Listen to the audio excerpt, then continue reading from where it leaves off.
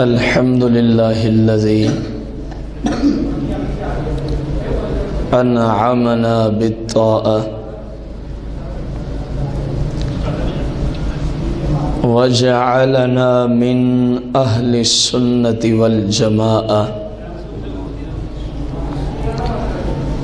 ووعدنا برحمة والمغفرة والعفو وقبول الشفاعة والصلاة والسلام على سيد الأنبياء والمرسلين وعلى آله وأصحابه وأزواجه وعلماء ملته أجمعين أما بعد فأعوذ بالله من الشيطان الرجيم بسم الله الرحمن الرحيم قال الله تبارك وتعالى في القرآن المجيد والفرقان الحميد يا أيها الذين آمنوا لا تتبعوا خطوات الشيطان ومن يتبع خطوات الشيطان فإنه يأمر بالفحشاء والمنكر آمنت بالله صدق الله العظيم وصدق رسوله النبي الكريم مولاي صل وسلم دائما أبدا على حبيبك خير الخلق كلهم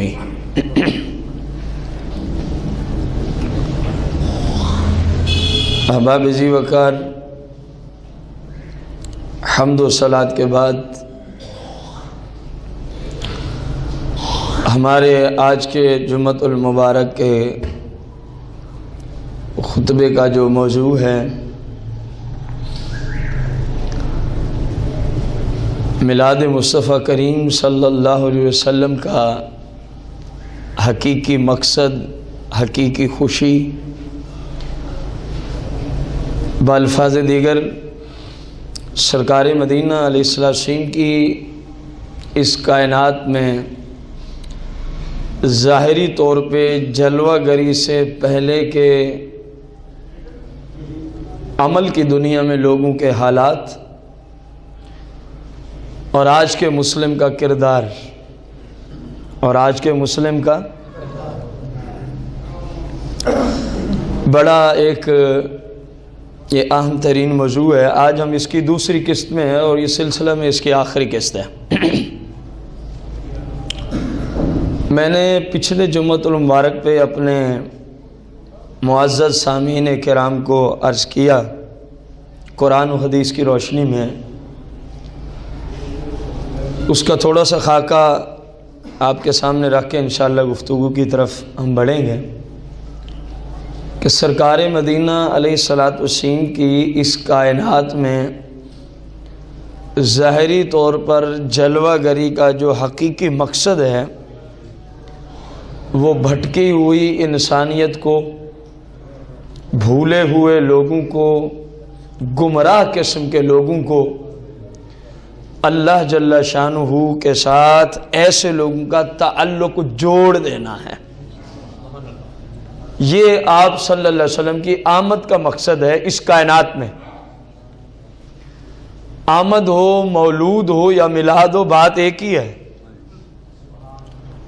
میلاد کا حقیقی مقصد، یہاں میلاد عرفی جملہ ہے، جب بھی بولیں گے تو ذہن فوراً سرکار صلی اللہ علیہ وسلم کی طرف چلا جاتا ہے کہ آپ کی ولادت کی بات ہو رہی ہے۔ آپ صلی اللہ علیہ وسلم کے آمد کی اس کائنات میں تشریف لے آنے پر حقیقی خوشی، اس بات کا نام ہے ہر اس بات پر عمل جس کے کرنے کا سرکار نے حکم دیا ہے امت کو، ہر اس بات سے اپنے آپ کو بچا کے رکھنا جس کام کے کرنے سے رسول کریم صلی اللہ علیہ وسلم نے امت کو منع فرما دیا ہے۔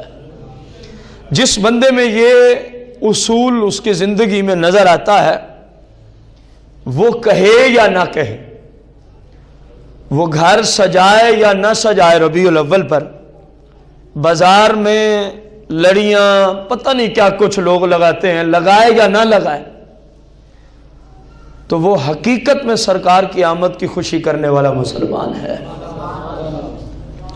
اور جو سب کچھ کرے، شور بھی، شرابے بھی، اور بجلی چوریاں کر کے، لائٹنگ بھی، اور نہ جانے کیا کیا نقصان کر کے جناب، اور صرف 12 ربیع الاول کے جلوس میں شرکت کر لیتا ہے اور لائٹنگ کر لیتا ہے اور سمجھتا ہے کہ اب میرے سے زیادہ پرہیزگار متقی کوئی بھی نہیں، اور اب میں جنت کا کیا بن چکا ہوں؟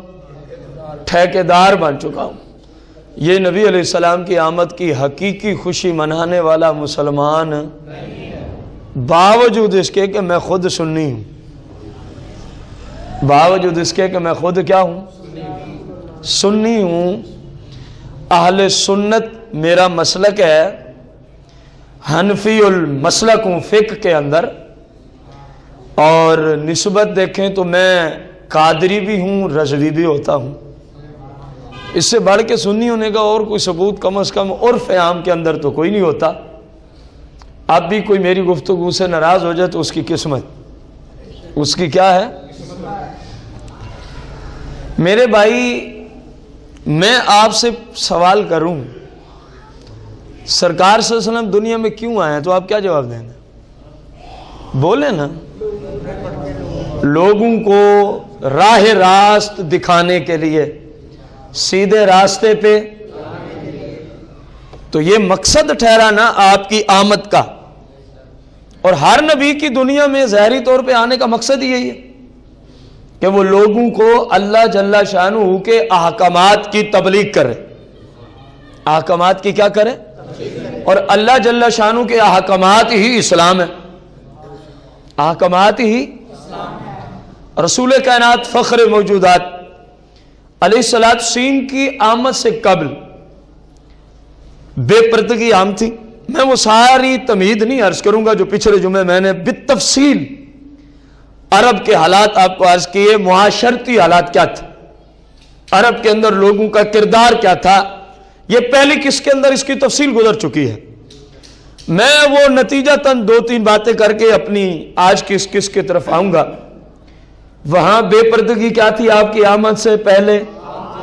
کم از کم بولنا ہے کیونکہ آپ پچھلے جمعے آپ میں سے اکثریت موجود تھی۔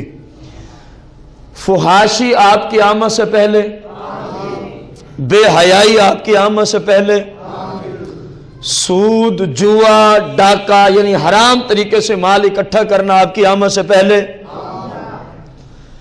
گانے باجے، ڈانس، شراب، لواطت و زنا، یہ سارے جرم آپ کی آمد سے پہلے کیا تھے؟ یہ آپ کو بالتفصیل ہم نے پچھلی قسط کے اندر عرض کیا، اور بڑی مستند کتب سے ہم نے بڑے اثروں اور انتہائی اہم ترین حوالے سے ہم نے حوالے آپ کو پیش کیے۔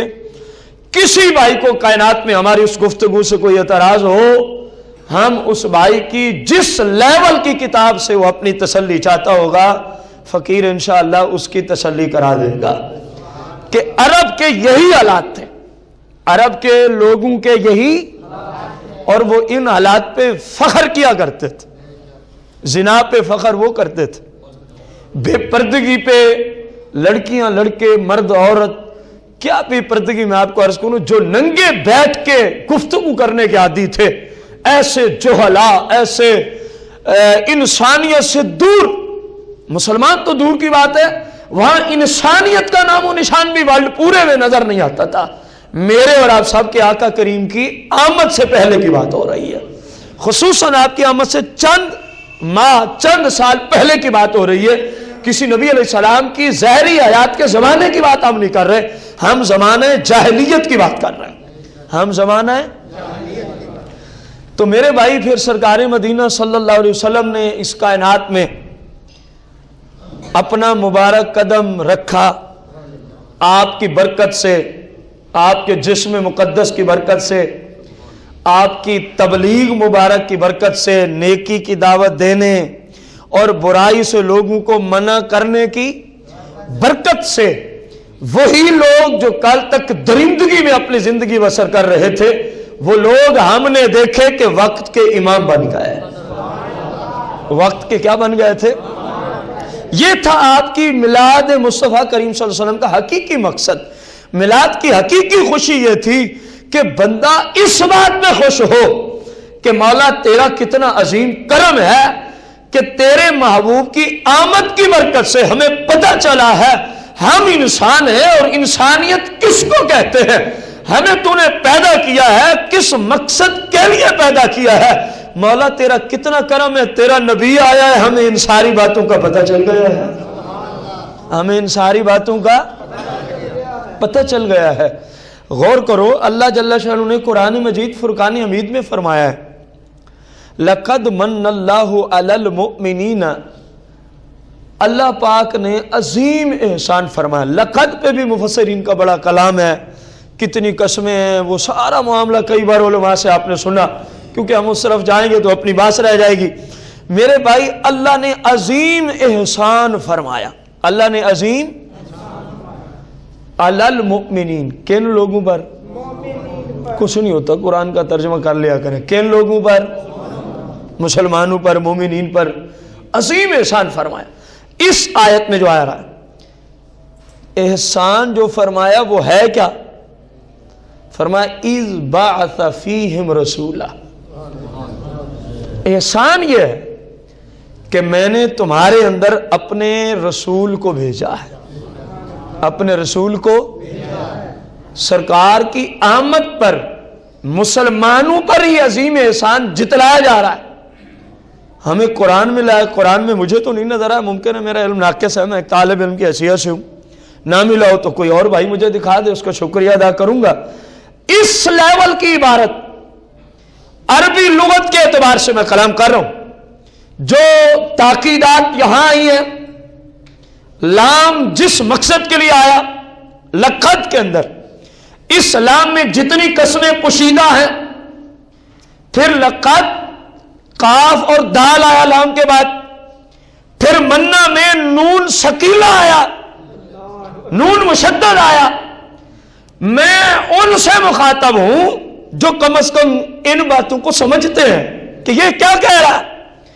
میں پوچھ رہا ہوں پورے قرآن میں، چلو مجھے تو نہ نظر آیا، تم ہی بتا دو، الحمد سے لے کر والناس تک اللہ نے اس طرح قرآن آیا ہے، ایمان آیا ہے، اسلام آیا ہے، بڑی بڑی نعمتیں آئی ہے، اللہ نے اس طرح عظیم احسان کا جو ذکر کیا، مومنین پہ میں نے احسان کیا، اس کو جتلایا، پورے قرآن میں کم از کم مجھے کہیں نظر نہ آیا کہ کسی اور نعمت میں بھی رب نے فرمایا ہو میں نے عظیم احسان کیا ہے مومنو تمہارے اوپر۔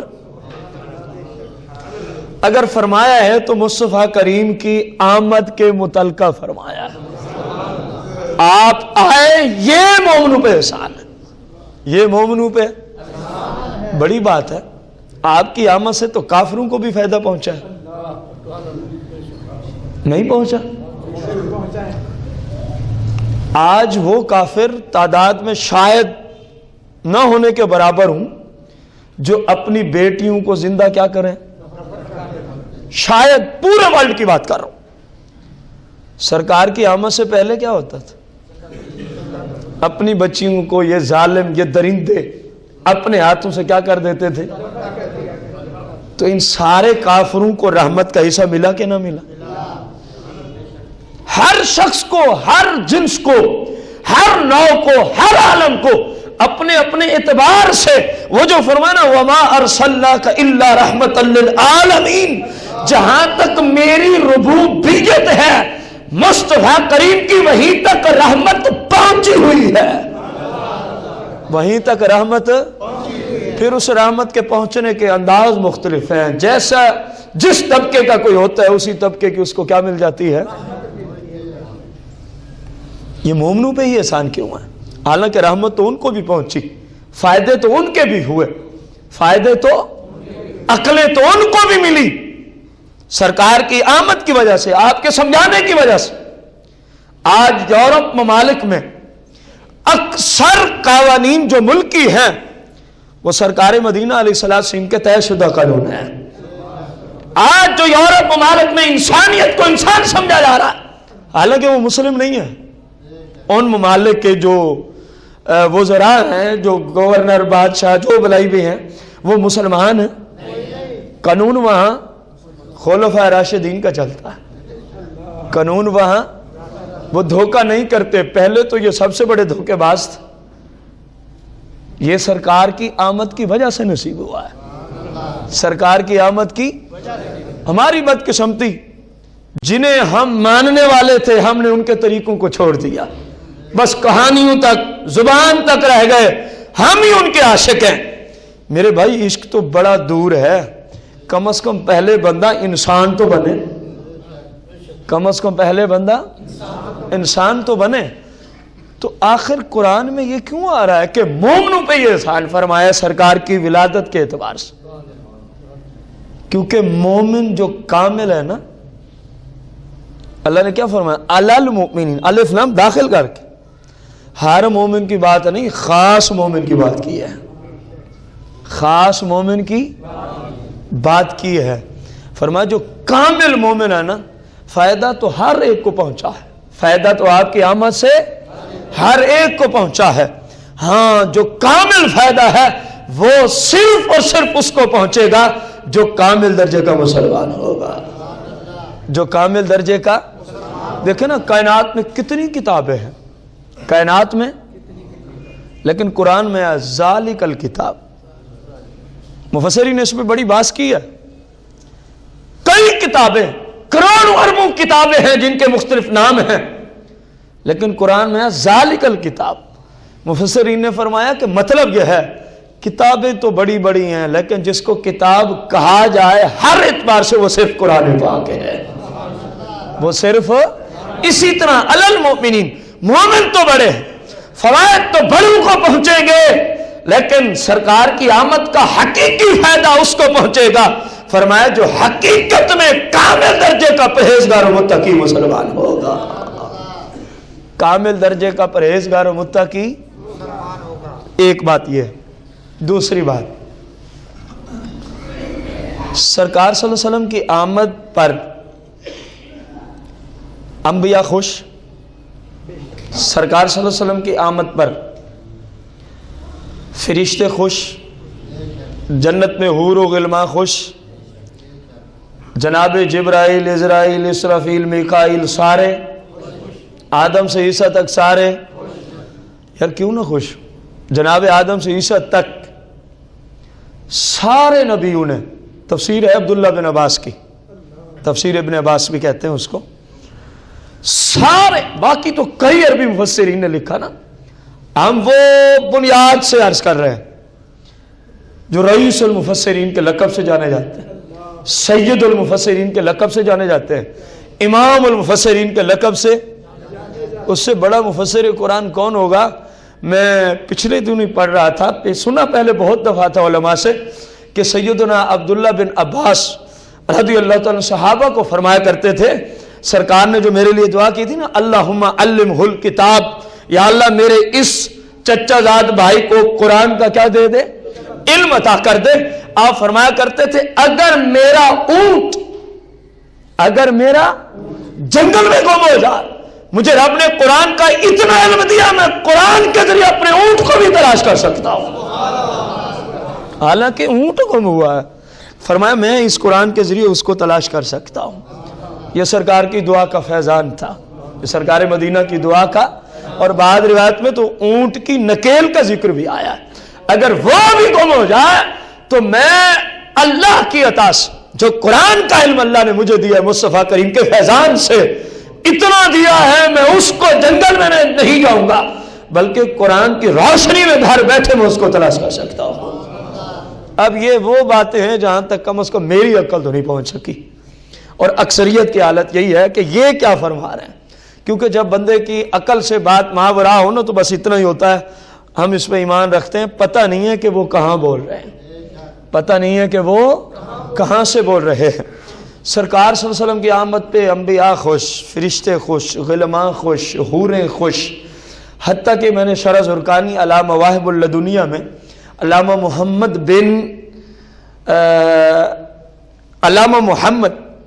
بن زین میں نہیں اس وقت، جو اس کے مالک، جو اس کے مصنف ہیں، شرح زرقانی علامہ مواہب اللدنیہ کے، آپ مالکی المسلک ہیں، آپ نے شرح زرقانی میں لکھا کہ سرکار کی آمد پر جنگل میں ہرنیاں، چرند، پرند، ہر چیز اس دن خوشی منا رہی تھی۔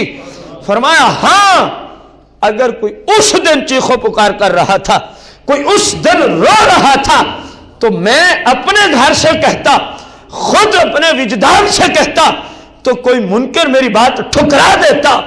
جن حافظ ابن کثیر رضی اللہ عنہ کو 24 گھنٹے سر پہ اٹھا رکھا ہے تم نے، حالانکہ حافظ ابن کثیر مسلکن اہل سنت ہے۔ مسلکن کیا ہے؟ صرف حملی ہونے کی وجہ سے رفع یدین کے قائل تھے، آمین اونچی کے قائل تھے، ہاتھ یہاں باندھنے کے قائل تھے، اس لیے آج کچھ لوگوں نے سمجھا وہ ہمارے جیسے تھے، وہ غلطی پر ہے۔ حافظ ابن کثیر نے تفسیر ابن کثیر کے اندر جناب والا عذاب قبر کو ثابت کرتے ہوئے قرآن مجید فرقان حمید سورہ المؤمن اس کی آیت 46 کے تحت آپ نے لکھا ہے کہ اہل سنت کے نزدیک عذاب قبر پر حق ہے، اس کی دلیل قرآن پاک کی یہی آیت مبارکہ ہے۔ پھر حافظ ابن کثیر نے سرکار کے میلاد پہ پورا ایک رسالہ لکھا ہے۔ تم کس طرح کہتے ہو حافظ ابن کثیر غیر مقلد تھا یا وہابی تھا؟ ایسی بات نہیں ہے۔ حافظ ابن کثیر کی البدایہ والنہایہ کو پڑھ کے تو دیکھ، وہ تو سرکار کے میلاد کو یوں بیان کرتے ہیں جس طرح آج اہل سنت کے سٹیج سے اہل سنت کے علماء اور مفتی سرکار کے میلاد کو بیان کرتے ہیں۔ بلکہ اس لائٹنگ کے لیے اگر مجھ سے کوئی پوچھے نا حوالہ کیا ہے، تو میں سامنے حافظ ابن کثیر کی کتاب البدایہ والنہایہ حوالے کے طور پہ پیش کروں گا کہ انہوں نے لکھا ہے کہ یہ ٹھیک ہے، انہوں نے لکھا ہے یہ کیا ہے، ٹھیک ہے۔ میرے بھائی حافظ ابن کثیر نے لکھا کہ سارے خوش، سرکار کی والدہ بھی، بولنا نہیں ہے کیونکہ ممانعت ہے اس مسجد میں بولنے پر۔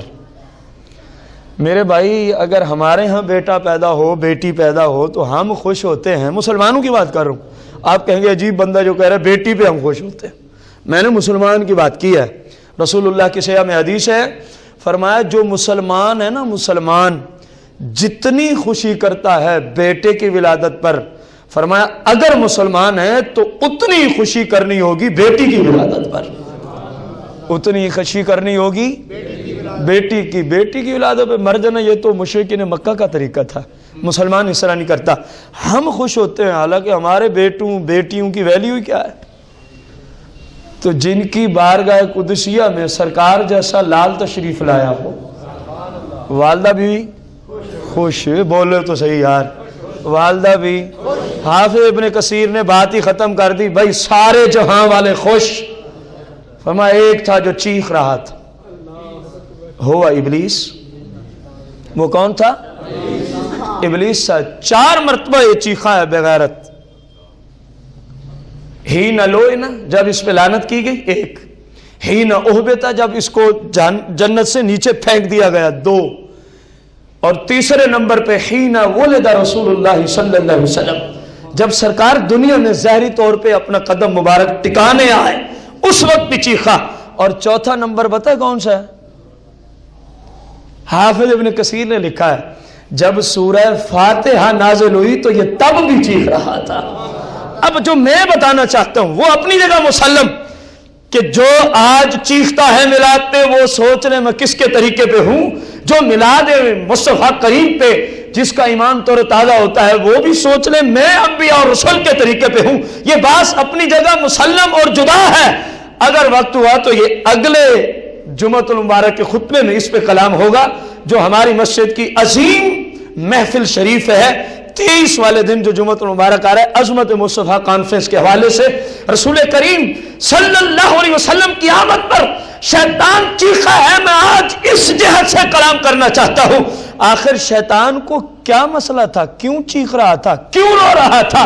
میرے بھائی جب کسی کی چودراہٹ ختم ہو جائے، جب کسی کی اتباع ختم ہو جانے والی ہو، وہ چیخے نہ تو کیا کرے؟ پہلے لوگ اس بے غیرت کی پیروی کرتے تھے، شیطانی کاموں میں 24 گھنٹے مصروف تھے، اللہ کے اور اللہ کے پیغمبروں کی شریعت کے خلاف چلتے تھے۔ جب اس نے دیکھا کہ اب نبیوں کا سردار دنیا میں آ چکا ہے، تو یہ بے غیرت جانتا تھا کہ مصطفیٰ کریم کے آنے سے یہ عمل کی دنیا میں تبدیلی آ جائے گی۔ عمل کی دنیا میں کیا آ جائے گی؟ تبدیلی آ جائے گی، کیونکہ مصطفیٰ کریم کے آنے کا حقیقی مقصد بھی یہی تھا۔ تو یہ اس لیے رو رہا تھا کہ اب لوگ میری بات نہیں مانیں گے بلکہ سرکار کی سنت پہ عمل کرنے والے بن جائیں گے۔ اب لوگ شیطنت سے دور ہو کے سنت مصطفیٰ کریم کے پروانے بن جائیں گے۔ میرے بھائی، جس بات پہ کل ابلیس روتا رہا ہے، جس بات پہ کل شیطان چیختا رہا ہے، اگر سنی ہونے کے باوجود بھی بندہ آج انہی کاموں کو چھوڑ کر شیطنت میں پڑا رہے تو وہ خود بتائے اس نے مصطفیٰ کریم کی آمد کی کتنی خوشی منائی ہے۔ میں اس کو کچھ نہیں کہتا، میں کہوں تو کہتے ہیں سختی بڑی ہے، سمجھ نہیں آتی۔ عقائد پہ بولو تو سختی، معاشرے پہ بولو تو سختی، کل خانی پہ سیدھا کلام کرو تو سختی، چلیسویں پہ کرو تو سختی، پتہ نہیں پھر نرمی کس چیز کا نام ہے ان لوگوں کے نزدیک جن کو یہ ساری سختیاں محسوس ہوتی ہیں۔ اب تو نظام ہی عجیب آ گیا، قرآن بیان کرو تو تب بھی سختی۔ ظاہر ہے ہم قرآن و حدیث ہی عرض کرتے ہیں اور ہم تو کچھ کہانیاں تو سناتے نہیں ہیں سٹیج پہ۔ تو میرے بھائی، یہ سختی کمزور لوگوں کو محسوس ہوتی ہے، جن کا ایمان تر و تازہ قوی ہوتا ہے ان کو قرآن و حدیث سخت معلوم ہوتا۔ شیطان رویا تھا اس وجہ سے کہ لوگ اب میری پیروی سرکار کی آمد کی وجہ سے چھوڑ دیں گے، سرکار کی آمد کی وجہ سے۔ اب جو اتنے سارے لوگ جن کو میں نے اپنا ہم مسلک بنایا ہوا ہے، یہ سب کے سب اب مجھے چھوڑ کے تاجدار مدینہ کی سنت کے پیکر نظر آئیں گے۔ جس بات پہ وہ رویا تھا، آج غور کر، آپ کی آمد پہ یہ تبدیلی آئی تھی، مکمل آئی تھی۔ اس بات کو ہم نے پچھلی قسط کے اندر، قسط نمبر 1 کے اندر اپیل کی، عرض کی، مکمل تبدیلی آ گئی تھی۔ شیطنت دور ہو کے رحمانیت کا ہر طرف چرچا تھا، ہر طرف مصطفیٰ کریم کی سنت، سنت، سنت، بس سنت، حتیٰ کہ صحابہ تو یہاں تک پہنچے، ایک صحابی اپنے گھوڑے پہ سوار ہے، سفر میں جا رہے ہیں، سفر میں ایک درخت آتا ہے بڑا قداور اونچا، اتنا اونچا کہ گھوڑے پہ بیٹھ کے بھی بندہ گزر سکتا تھا اس کے نیچے سے۔ گھوڑے سے اترتے ہیں، گھوڑے سے اترے، پھر جھک کر اس درخت کے نیچے سے گزر گئے، جھک کر، حالانکہ گھوڑے کے اوپر سیدھے بھی بیٹھے رہتے تو درخت کی شاخیں اس بندے کو لگنی، اتنا اونچا تھا وہ زمین سے، لیکن وہ بندہ گھوڑے سے اترا، وہ عاشق گھوڑے سے اتر کر جھک کے گزر رہا۔ لوگوں نے پوچھا خیریت ہے؟ کہنے لگے جی مجھے یہ تو نہیں پتا خیریت ہے یا نہیں ہے۔ ایک وقت تھا یہ درخت چھوٹا تھا، ادھر سے مصطفیٰ کریم کا گزر ہوا تھا، سرکار کو اپنے جانور سے، سواری سے اترنا پڑا تھا اور سرکار تھوڑے سے جھک کے گزرے تھے۔ میں آج اسی سفر سے آیا، میں نے کہا اب یہ اونچا ہو گیا تو کیا ہے، عشق تو وہی ہے نا، مصطفیٰ کریم کی سنت یہی ہے، سواری سے اترو، جھک جاؤ، گزر جاؤ۔ میں نے تو اپنے عشق کو پورا کیا، اس کے سوا تو مجھے پتہ ہی نہیں۔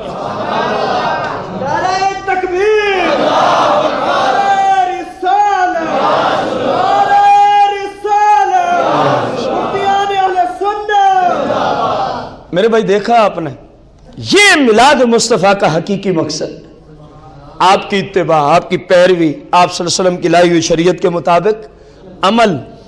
اب شیطان رو رہا ہے کہ اب یہ لوگ میری پیروی کرنا، اور وہی ہوا، سرکار کی آمد پہ لوگوں نے اس کی پیروی، جو لوگ سرکار کی نسبت میں آ گئے میں ان کی بات کر رہا ہوں، کیونکہ آج بھی انہی کو سامنے کرنا ہے جو سرکار کی نسبت میں ہیں۔ کافروں کی بات تو میں نے آج کرنی نہیں ہے، نہ پچھلے جمعے کی ہے، میں نے بات بھی مسلمانوں کی کرنی ہے، اور اس دور کے بھی مسلمانوں کی بات کر رہا ہوں جن نے سرکار صلی اللہ علیہ وسلم کے ہاتھ میں ہاتھ دے کے اسلام کو قبول کیا، ان کی پوری زندگی میں کبھی شیطنت لوٹی؟ اونچی بولیں۔ مسلمانوں کے نزدیک تمام صحابہ عادل، پرہیزگار، متقی اور اللہ کے فضل سے مصطفیٰ کریم کے توسل سے قطعی طور پہ جنتی ہیں۔ جو کسی صحابی کے خلاف زبان درازی کرے، حتیٰ کہ سیدنا امیر معاویہ رضی اللہ تعالیٰ عنہ کے خلاف بھی اگر تھوڑا سا اونچ نیچ کرے، ہمارے نزدیک وہ اہل سنت کا فرد نہیں ہوتا، وہ اہل سنت کا فرد نہیں ہوتا۔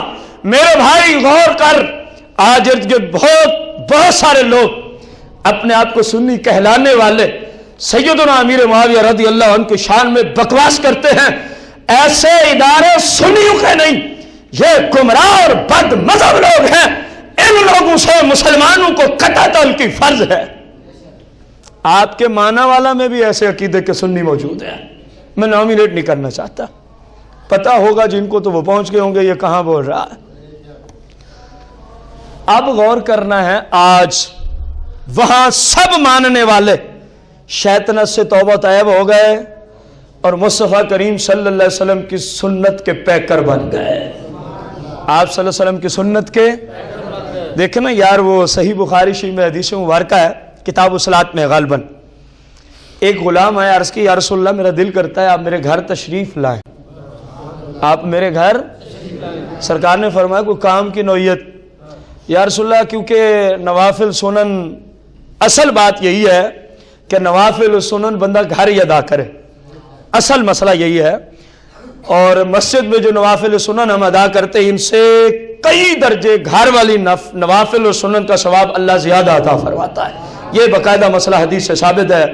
یا رسول اللہ سنن و نوافل پڑھنی ہوتی ہے، میں مفہوم حدیث عرض کروں صحیح بخاری کا، سرکار علیہ السلام کی بارگاہ میں عرض کی آپ تشریف لائیں گے، میرے گھر کے کسی کونے میں آپ نماز پڑھ دیں گے، چلو میں اسی جگہ کو برکت سمجھتے ہوئے ساری زندگی وہیں مصلی بچھا کے آپ سے برکت لینے کی غرض سے وہیں اپنی نماز ادا کرتا رہوں گا۔ سرکار صلی اللہ علیہ وسلم تشریف لے آئے، غالباً جو امام بخاری نے صحیح بخاری میں جملے لکھے وہ کوئی آج کل کے اعتبار سے غالباً چاش کا ٹائم جب شروع ہوتا ہے نا، کوئی 7:30 8 بجے کے قریب کا ٹائم تھا، صبح کے وقت سرکار تشریف لائے، سرکار مدینہ کے ساتھ صحابہ کرام تھے۔ سرکار علیہ السلام جب گھر پہنچے، آج کے پیروں کو دعوت فکر ہے جو ڈاکو بن کے اپنے مریدوں کو لوٹتے ہیں، سرکار صلی اللہ علیہ وسلم تشریف لائے، اپنے غلام سے پوچھا تیرے لیے تیرے گھر میں کس جگہ آسانی ہے جہاں میں نماز پڑھ دوں؟ حالانکہ جہاں پڑھ دیتے وہ اسی کو برکت سمجھ کے شروع ہو جاتا، لیکن سمجھایا گیا امت کو اگر کچھ لوگ تمہاری پیروی کرنے والے بن جائیں تو ان کی آسانیوں کا خیال کرنا تمہارا پہلا فریضہ ہے۔ تمہارا یہ نہ ہو کہ فون آئے پیر صاحب آ رہے ہیں، ساتھ 15-20 مچھ ڈنڈے بھی آ رہے ہیں، وہ بیچارہ جو گھر کی روٹی نہیں پوری کر سکتا، 2-2 3-3 4-4 ہفتہ پیر صاحب کو دن رات مرغے اور بکرے کے سوا پیر صاحب نے کھانا کوئی نہیں کھانا، ڈاکٹر نے روکا ہوا ہوتا ہے۔ اللہ معاف کرے، خدا کا نام لو، ان چور ڈاکو جعلی پیروں سے اپنی جان چھڑا لو، اپنی جان، یہ آپ کو کچھ نہیں دے سکتے، یہ ظالم ہے جو شریعت کے خلاف ہے، یہ پیر ہوتے۔ خدا کا نام لو، نماز پڑھو، قرآن پڑھو، اللہ رسول کے احکامات پہ عمل کرو، آپ جیسا پرہیزگار متقی بندہ ہی کوئی نہیں ہے، کیا ضرورت ہے کسی کے دروازے پہ جانے کی؟ اور وہ بھی جعلی پیر، ڈاکو، چور، پتہ نہیں کیا کچھ ہوتے ہیں۔ خیر سرکار آئے، نماز ادا فرمائی، اب دیکھنا پیروی، اس بندے کی جتنی زندگی تھی اسی جگہ نوافل اور سنن ادا کرتے رہے۔ عشق کے دعوے بڑے دور ہیں، ہم تے تو اتنا ہی کافی ہے کہ ہم ظاہری شریعت پہ عمل کرنے والے بن جائیں، ظاہری شریعت پہ۔ اب آ جائیں اس طرف کہ شیطان چیخا تھا اس وجہ سے کہ لوگ اب میری پیروی، ایسے ہی ہوا۔ پھر وقت بدلتا گیا بدلتا گیا بدلتا گیا حتیٰ کہ ہمارا زمانہ آ گیا. اب دیکھیں کیا ہو رہا ہے. مسلمان کی شادی ہو تو کیا کچھ گناہ نہیں ہوتا؟ بولو تو صحیح. میں نے کسی کو گالی تو نہیں دی, میں نے کسی چودھری خان ملک صاحب کا نام تو نہیں لیا. ہاں جو اس اصول میں آئے تو اپنے گھر مرے, پھر بھی اس کو تکلیف ہوتی ہے تو گھر مرے. قرآن و حدیث سبھی کے لیے یکساں ہے. قرآن و حدیث سبھی کے لیے. میرے اوپر بھی لاگو ہو تو آپ مجھ سے بھی پوچھ سکتے ہیں, حضرت آپ تو خود یہ کرتے ہیں. میں آپ کا بھائی ہوں, میں کوئی سونے کا بنا ہوا آدمی تو نہیں ہوں. جس مٹی سے آپ کو اللہ نے بنایا مجھے بھی, اور اس بات کا مجھے پتہ نہیں ہے کم از کم کہ ہم جتنے بیٹھے ہیں ہم میں سے اللہ کی بارگاہ میں زیادہ رتبہ کس کا ہے, کم از کم مجھے نہیں پتہ اس بات کا. کیونکہ ہمیں تو یہی پتہ ہے اسلام میں مسلم کا یہ نظریہ ہوتا ہے کہ مجھ سے باقی سارے مسلمان اچھے ہیں, مجھ سے باقی سارے مسلمان اچھے ہیں. جبے کبے پہننے سے کوئی بندہ اچھا تھوڑی بن جاتا ہے. باہر لوگوں کی عادت ہوتی ہے وہ پتہ نہیں کیا کچھ بن کے نکلا ہے, پتہ لگتا ہے کوئی شاید غوث اعظم کا بیٹا آ رہا ہے, اندر کھنگالو تو ساری شیطنت ساری. اور جبے کبوں سے بندہ متقی نہیں بنتا. متقی بنتا ہے دل کی صفائی کے ساتھ, متقی بنتا ہے جلوت و خلوت میں اللہ سے ڈرنے کے ساتھ, اللہ سے. اب غور کرو, آج کے زمانہ میں مسلم کی شادی ہو, زمانہ جہلیت کا دور سامنے رکھو, سرکار کی ولادت کا حقیقی مقصد سامنے رکھو, بتاؤ جو آج اللہ ماشاءاللہ کچھ مسلمانوں کی شادیاں شریعت کے مطابق بھی ہوتی ہیں, وہ بہت قلیل ہیں. القلیل و کل معدوم کے درجے میں وہ بیچارے نہ ہونے کے مترادف ہیں.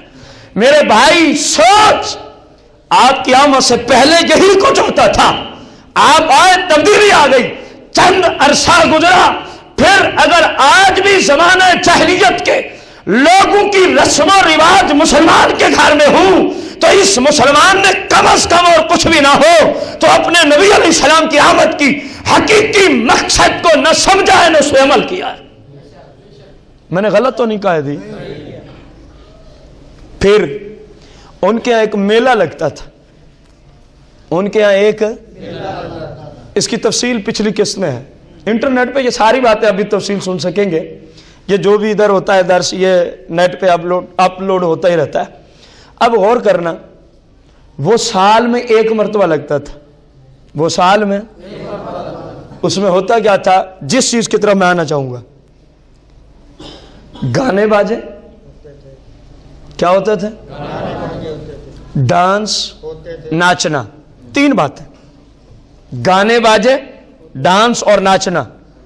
عورتیں یہ کرتی تھیں اور مرد ان کو, اونچی بولو, یہ کس وقت کی بات ہے؟ سرکار سے پہلے زمانہ جاہلیت کی بات. پھر جب آپ آئے, آپ کے ماننے والوں میں کہیں اس کا نام و نشان نظر آتا ہے؟ صحابہ و اہل بیت میری مراد ہیں, تابعین تبع تابعین میری مراد ہیں, ائمہ مجتہدین کا زمانہ میری مراد ہے, کہیں نظر آتا ہے؟ آپ کے ماننے والے, کیونکہ ہم بھی ہیں آپ کے, یعنی اس زمانے کے جتنے مسلمان ہیں پورے ورلڈ میں سب کے سب بھی ہیں آپ کے ماننے والے. میں پوچھتا ہوں, ان کا یہ میلہ اس انداز میں کہ مرد عورت اکٹھے ہوتے تھے سال بعد, بے پردگی ہوتی تھی, اس انداز میں, ویسے تو دکان یہ وہ سب چلتا تھا, میں اس انداز کی بات کر رہا ہوں, اجتماعی حیثیت کے اعتبار سے بات کر رہا ہوں. یہ لگتا تھا سال کے, وہاں ناچتی بھی تھی عورتیں, گاتی بھی تھی عورتیں, زنا کرواتی بھی تھی عورتیں, مرد ان کی عزتیں بھی لوٹتے تھے, اور اس بات کو برا اور عیب کوئی سمجھتا, کیونکہ ان کو انسانیت کا پتہ ہی نہیں تھا کس چیز کا نام انسانیت ہے.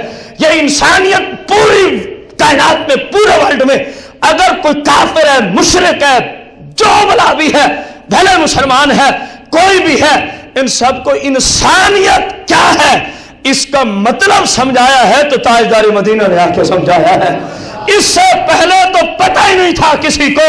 زمانہ جاہلیت کی بات کر رہا ہوں کہ انسانیت کہتے. وہ گاتی تھیں، وہ دیکھتے تھے، وہ ناچتی تھیں، وہ لطف اندوز ہوتے تھے، وہ شراب پی کے بدمست ہو کے پھر جو نتیجہ اس طرح کی محافل میں ہوتا وہ ہوتا تھا۔ یہ اس زمانے کی بات ہے جب سرکار ابھی دنیا میں ظاہری طور پہ آئے، اور یہ سال میں ایک بار۔ کمی تو آج کے چور پیروں نے کوئی نہیں رکھی۔ سال والی کہانی دیکھو تو ان کے ایسے اور کثیر تعداد میں ہوتے ہیں جن میں سارا وہی منظر ہوتا ہے۔ سال کے بعد عرصہ ہو رہا ہے۔ اب سنیوں کو کافی تکلیف ہوتی ہے جب میں ایسی بات کرتا ہوں۔ میرے بھائی، یہ رونے کا مقام ہے، تکلیف کا نہیں۔ تیرا مسلک پوری کائنات میں اسلام کی روشنی میں مسلک حق کا تھا اور ہے اور قیامت تک رہے گا۔ مر جانے کا مقام نہیں۔ جو حقیقی مسلمان ہو اس کے گھر عرس کی محفل ہو، کام سارا وہی ہو جو زمانہ جاہلیت کی کنجریاں کیا کرتی تھی۔ کیا آج عرسوں پہ عورتوں اور مردوں کا اختلاط نہیں ہوتا؟ سال بعد جو یہ چور ڈاکو پیر کراتے ہیں، صحیح عرسوں کی مراد میں نہیں لے رہا، وہ تو عین اسلام ہوتا ہے، وہ تو عین قرآن ہوتا ہے، وہ تو عین حدیث ہوتا ہے۔ جس عرس میں رسول اللہ کی شریعت کا لحاظ رکھا جائے اس جیسی بابرکت محفل کہاں سے تلاش کریں گے؟ ہم تو ان چوروں کی بات کر رہے ہیں جو عورتوں اور مردوں کو کیا کرتے ہیں، پھر ان کو نچواتے نہیں۔ بولو تو صحیح، آخر وہاں جاتا کون ہے؟ یہ جو مائیں بہنیں وہاں نظر آتی ہیں انٹرنیٹ پہ، دوسروں نے یہ کلپ لے کے ہمارے مسئلے کو بدنام کیا ہوا ہے، وہ کون ہے؟ ہندوستان سے ہندو چال کے آئے ہوئے ہیں، سکھ آئے ہوئے ہیں۔ بھائی، رونے کا مقام ہے، وہ سنی ہوتے ہیں لیکن لا علم۔ جو دانشور، عقل مند، شعور رکھنے والا سنی ہے وہ کبھی ایسی محفل میں خود نہیں جاتا تو ماں بہن کو کب جانے دے گا؟ وہ تو خود نفرت کرتا ہے ایسی محفل میں جانے سے۔ ماں بہن کو وہ غیرت مند سنی نہیں جانے دے گا۔ یہ اس کی بات ہے جس کی غیرت ختم ہو چکی ہوتی ہے، جس کی اسلامی غیرت کیا ہو چکی ہوتی ہے؟ ختم ہو چکی ہوتی ہے۔ میرے بھائی، اس کو مزید آگے چلا، وہ سال کے بعد اجتماعی طور پہ یہ جرم کرتے تھے، فحاشی عریانی اور گانے باجے کی محفل، اس میں فحش بے حیائی بکی جاتی تھی جو جی میں آتا تھا۔ آج پھر مسلم ہیں، غور کر، وہ جو سال کے بعد کرتے تھے اکثریت کے گھروں میں ہر وقت وہی کام ہو رہا ہے۔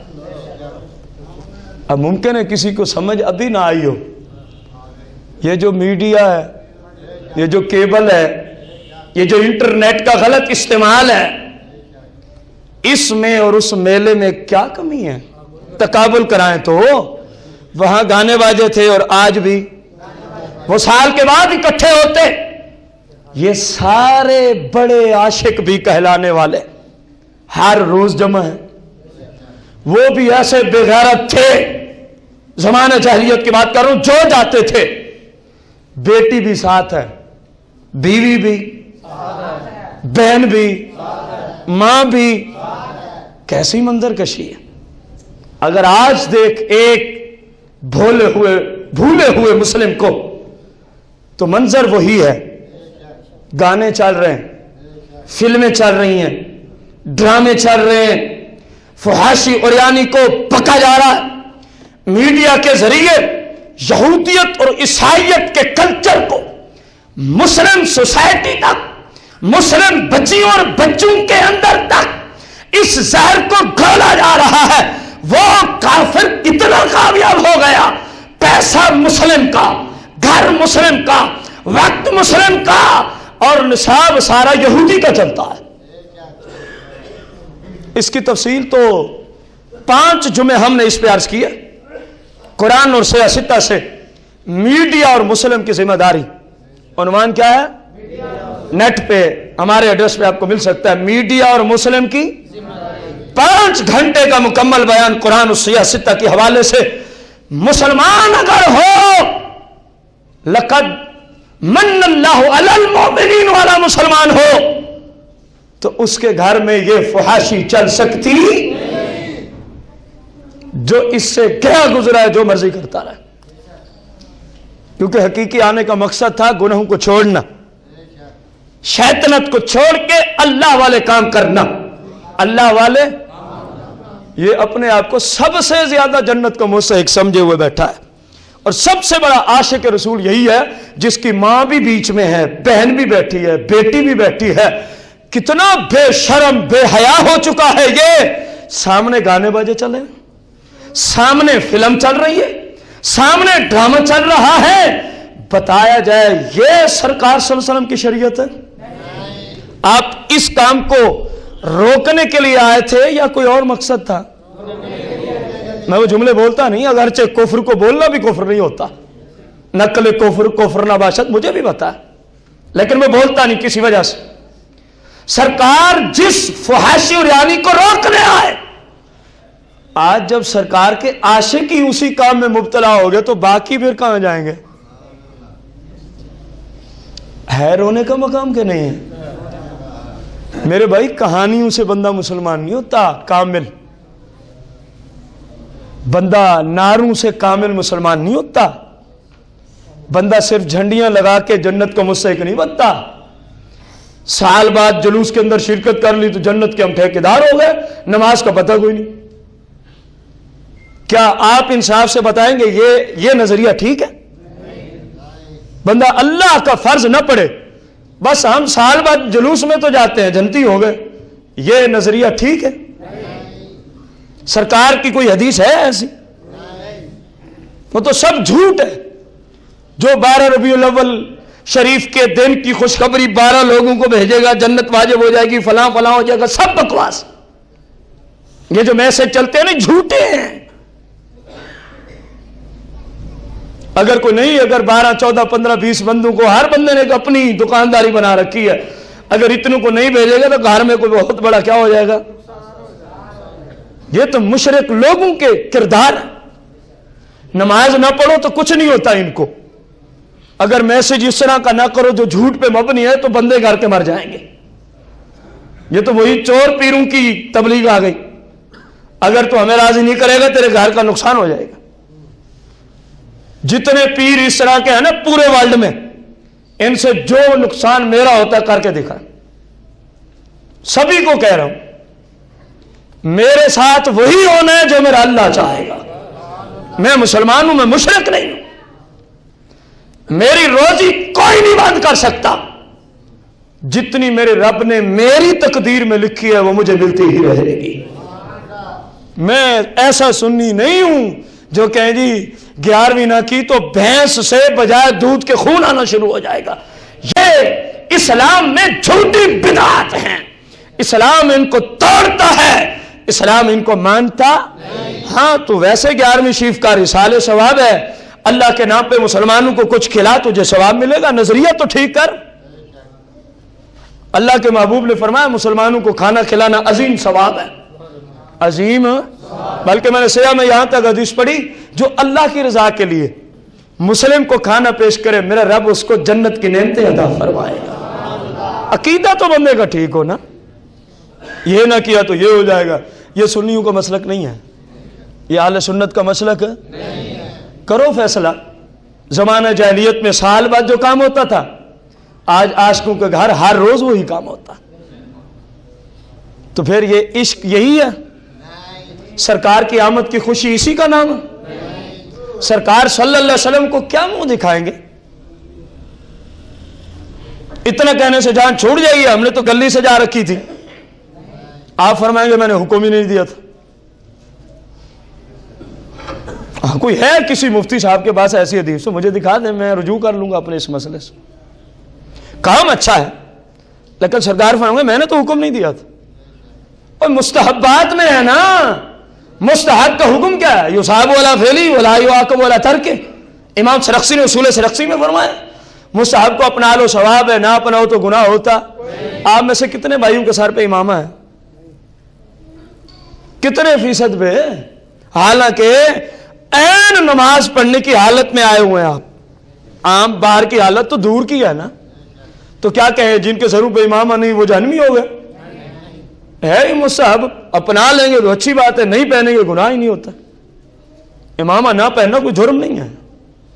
हाँ, अपना लेंगे तो फिर टोपी वाला 70 जुम्मे पढ़े, امامے والا ایک پڑھ لے ثواب دونوں کا برابر ہو جاتا ہے. یہ تیرے محبوب کا فرمان ہے، سرکار کی حدیث مبارکہ ہے. ٹوپی کے ساتھ 70 رکعت پڑھ، امامے کے ساتھ فقط، سرکار نے فرمایا ثواب دونوں کا برابر ہے. لیکن یہ نہیں کہ نہیں پہنے گا تو وہ سنت کے خلاف ہو گیا، تارک سنت ہو گیا، یہ ہو گیا وہ، یہ جہالت ہے، کچھ نہیں ہوتا. ہاں اچھی بات ہے بندہ پہنے، اچھی بات ہے بندہ پہنے. سرکار کا سامنا جب ہوگا وہاں فرائض، واجبات، سنن مؤکدات اور حرام، مکروہ تحریمی اور اسات، ان 6 چیزوں کے متعلقہ جواب دینا ہوگا. میرے بھائی فرض اپنانا ہے، اس کے مد مقابل حرام قطعی ہے، اس کو سرکار صلی اللہ علیہ وسلم کی شریعت میں واجب اپنانا ہے، اس کے مد مقابل مکروہ تحریمی، اس کو ترک، سنت مؤکدہ کو اپنانا ہے، اس کے مد مقابل اسات کو چھوڑنا ہے. یہ 6 کام بندہ کر لے، اللہ کی شریعت اس کو متقی پرہیزگار کا فتویٰ دے دیتی ہے. صرف 6 کام، 3 کرنے ہیں 3 چھوڑنے ہیں. اب میں یہ کہوں کہ کتنے ہاتھ اٹھاتے ہیں تو آپ کہیں گے شرمندہ ہی کرتا ہے.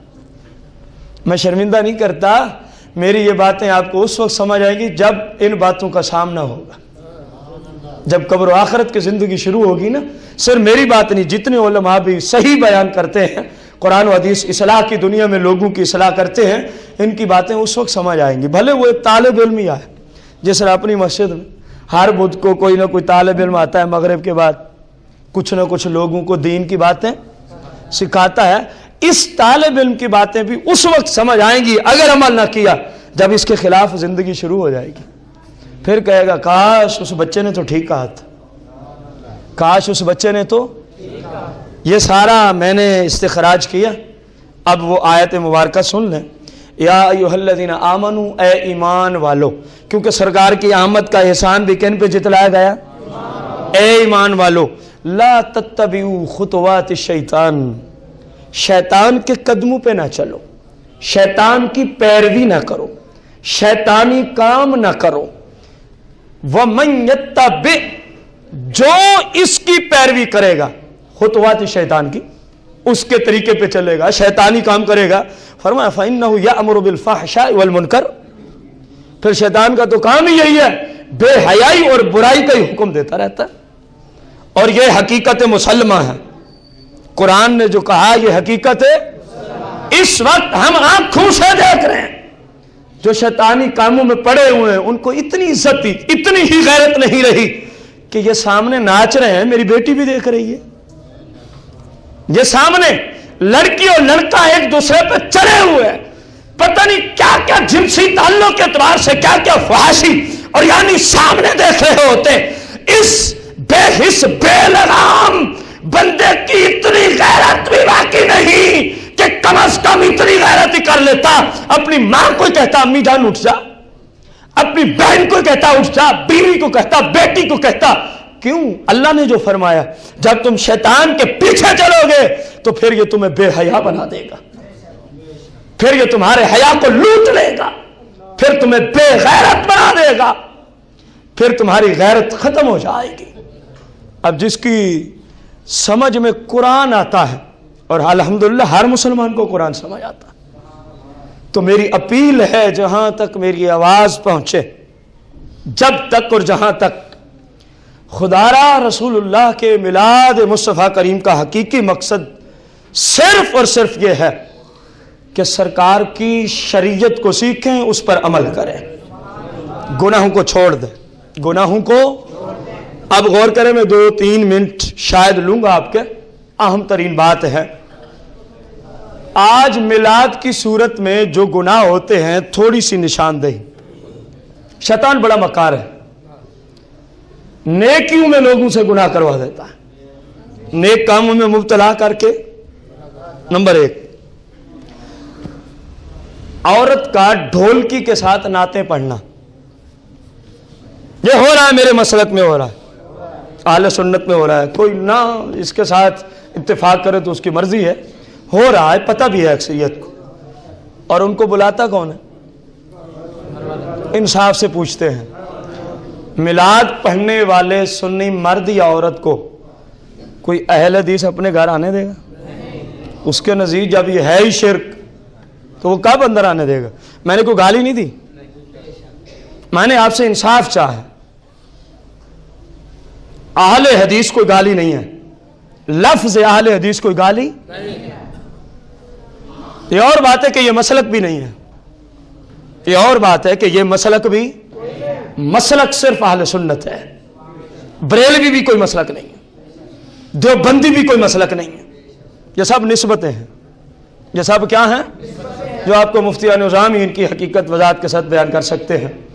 میرے بھائی غور کر، آج سعودیہ کے مدینہ یونیورسٹی کے ڈاکٹر اور آل سعود یونیورسٹی کے ڈاکٹر، ام القرا یونیورسٹی کے ڈاکٹر، یہ مکہ شریف میں ہیں، وہ سارے کتابوں میں لکھیں کہ ہم اہل سنت ہیں، ہم کیا ہیں؟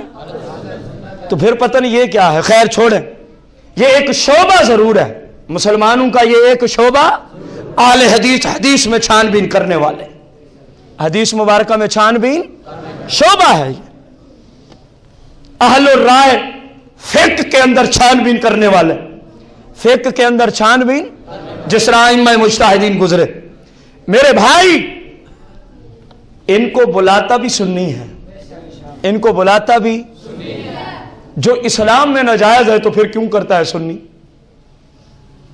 اب اگلی بات سنیں، پھر ساؤنڈ بھی ہوتا ہے بسا اوقات جس پہ وہ عورت پڑھ رہی ہے میلاد، اول تو 100 میں 95% عورتیں، میں اپنے علاقے کی بات کر رہا ہوں، بالکل جاہل ہیں، اور جاہل سے بیان کروانا بھی حرام، جاہل کا بیان سننا بھی حرام ہے، جاہل بیان کرے اس کے بیان میں آنا بھی گناہ ہے، الا یہ کہ کسی مستند سنی عالم کی لکھی ہوئی کتاب سامنے رکھے، اس سے لوگوں کو بیان کر دے۔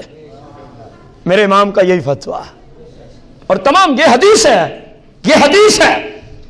مولا کائنات گزر رہے تھے، ایک شخص لوگوں کو تبلیغ کر رہا تھا، یہ حدیث سند کے اعتبار سے صحیح حدیث مبارکہ ہے۔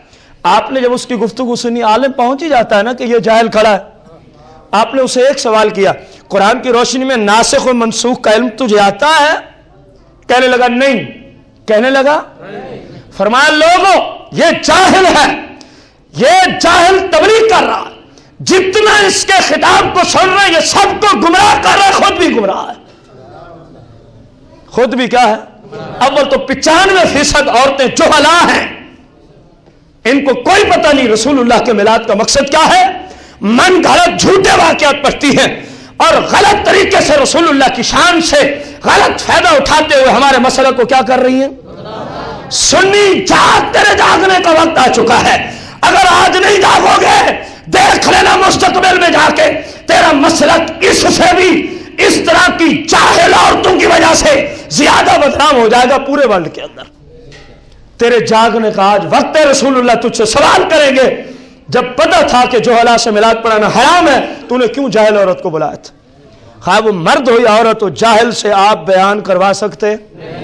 اس کی محفل میں جانا ہی گناہ ہے، جس کی محفل میں جانا گناہ ہے تو جس نے وہ کروائی ہے سبھی کا وبال اس پہ ہے کہ نہیں ہے؟ سپیکر پہ، ساؤنڈ پہ، عورت ڈھولکی کے ساتھ، اسلام اس کی اجازت دیتا؟ اسلام میں اس بات کی گنجائش؟ پھر بعض جگہ ایسا بھی سنا گیا، اور یہ حقیقت عرض کر رہا ہوں، اپنی عادت نہیں کسی کو نامینیٹ کرنا، اپنی عادت ہے اسلام کا صحیح مفہوم پہنچانا، جس میں غلطی ہوگی خود سمجھ لے گا۔ عورتوں کے مجمع میں، عورتوں کے بالغ لڑکے، میری عمر کے بالغ بچے، بالغ مرد ڈھولکی پہ آ کے ناچتے ہیں اور نعت پڑھتے ہیں، میں پوچھتا ہوں یہ اسلام ہے؟ آخر تک آواز کیوں نہیں آتی؟ یہ اسلام ہے؟ یہی سنیوں کا مسلک ہے؟ اگر یہ مسلک سنی کا ہے تو میں پوچھوں گا پھر ہندو کے فنکشن میں اور اس سنی کے فنکشن میں جہاں عورتوں کے اندر مرد جا کے ناچتے ہیں ڈھولکی پر، میں پوچھتا ہوں کیا فرق رہ گیا؟ آخر کروانے والا کوئی ایک تھا، وہ بے حس تھا، فاسق تھا، فاجر تھا، وہاں جو 100 کا مجمع گیا وہ تو محلے سے گیا نا، وہ کچھ جنوں کو بلا کے تو نہیں لایا تھا اپنے گھر میں مجمع کو۔ یہ گھر والے پر فرض ہے اپنی بیوی، اپنی بچیوں، اپنے بچوں کی دیکھ بھال کرے، دیکھے کہاں جا رہے ہیں، کیوں جا رہے ہیں، وجہ کیا ہے جانے کی۔ اسلام اجازت دے تو ٹھیک ہے، ورنہ ان کو روک دے۔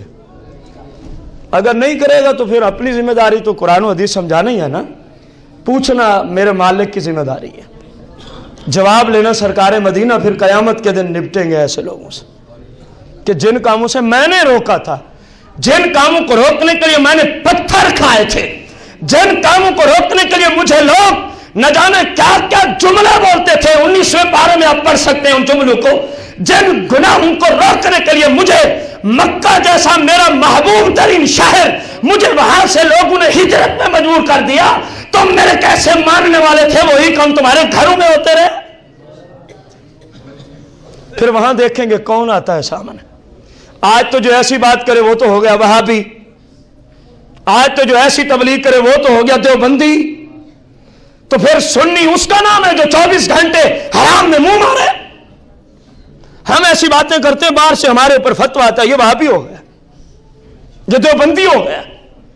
میں پوچھتا ہوں تمہارے نزدیک قرآن و سنت کو پیش کرنا، دیوبندیت وہابیت ہے جو کہتے ہیں ان سے مخاطب ہوں، تو پھر سنیت کس چیز کا نام ہے؟ ہندو پہ چلنا، ہندو کی کتاب لے کے آپ کو تبلیغ کی جائے معاذ اللہ۔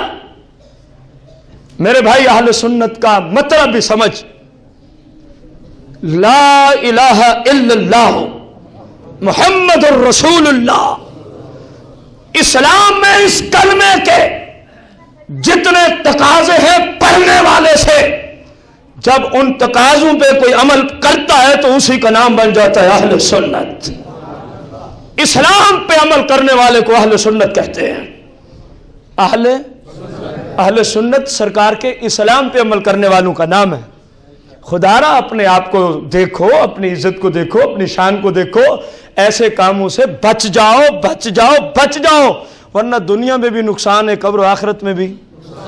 اللہ جل شانہ سے دعا ہے ہمیں اللہ جل شانہ بس قرآن اور حدیث کو سیکھ کر سرکار کے طریقہ مقدس پہ عمل کی توفیق عطا فرمائے۔ آمین بجاہ النبی الکریم علیہ الصلوۃ والتسلیم۔